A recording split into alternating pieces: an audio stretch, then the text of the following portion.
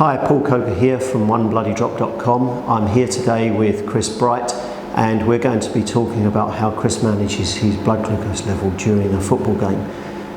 Chris is a semi-professional football player with caps for Wales in playing futsal, which is indoor five-a-side at a national level, and Chris is going to be talking about how he manages his blood glucose levels during both football and futsal. So over to you, Chris. What's your secret? So for me, it's about lots of testing. I think the best thing I could recommend to anyone is to make sure you're testing as much as possible around. It gives you the opportunity to know where you are at any given moment and how to respond. Because in those moments you have to be in a range that allows you to perform. I find for me, if I'm sat anywhere, above 13 or obviously below 4, then things just won't happen in the way that I know I can perform. So I'm testing all of the time.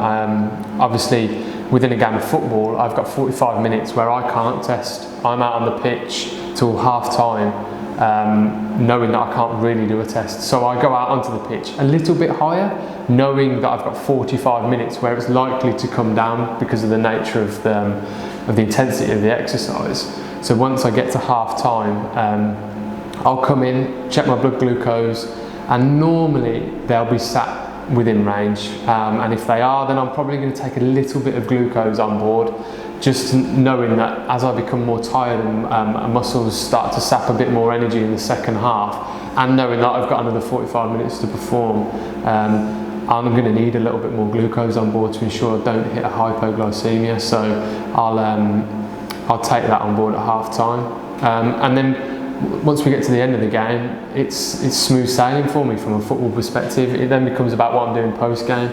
But in terms of futsal, it's a little bit different because it's roll on, roll off subs. I'm able to monitor a little bit more closely, so I tend to sort of play for 3 or 4 minutes at a time and then be rolled off, and I'm off for probably another 3 or 4 minutes. The intensity of exercise is that it's a lot harder. It's more intense, so the expectation on my glucose levels is they may shoot up slightly more than they would in a football game.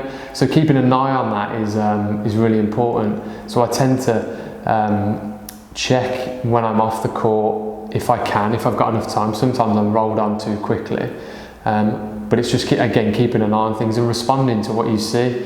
If the glucose levels are low, then take a little bit of carbohydrate on board. I tend to use Lucozade Sport as a pretty fast-acting isotonic drink, and then I guess if it was slightly too high, I'm tempted to take some insulin on board, but sometimes I will leave it, just knowing that this is exercise and it is an aerobic exercise at the end of the day. It is slightly more intense, but at some stage things are going to start to come down as you become more tired and you get further into the game. So I'm tempted to leave it.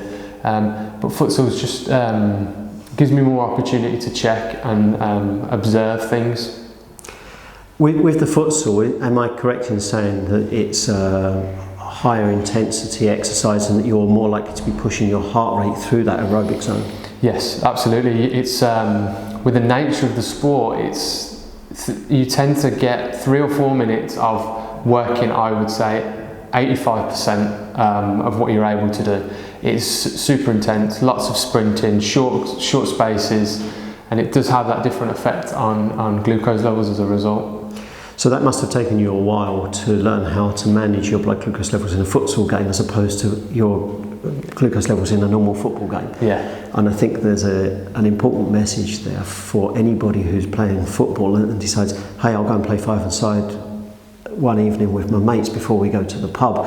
It's actually a very different sport to playing football. Would that be a correct assessment?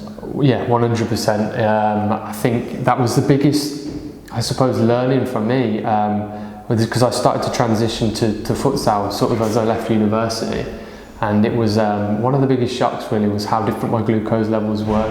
But you learn very quickly. I've got an understanding of diabetes from my own studies at university and from my own experience with football. I knew how to respond to it, and it was just learning as I went and trial and error to get to a routine that worked for me for futsal, and I've got a routine now that works for football. So. And would it be correct to say that you started out with a foundation point that may well have been informed by research studies and work that had been done in the laboratory environment by diabetes researchers and doctors, and that you've then had to modify that research to make it appropriate to you? Yeah, I did my undergraduate degree dissertation in the effects of glucose level, effects of the intensity of exercise on glucose levels in diabetics and non-diabetics. So it was my own study and my own research that led me into certain understandings, but I think for everybody it's always different. Everybody's body reacts in a different way, so I've learned to adapt what I learned from studying into how that works for me. Okay, thanks Chris. And in the next video we're going to be talking about how Chris manages his diabetes after a match, because preventing hypoglycemia after aerobic exercise is actually quite challenging, and I'd like Chris to share with us some of the tricks and tips that he uses to stop himself going hypo and to make sure that he can perform again the next day.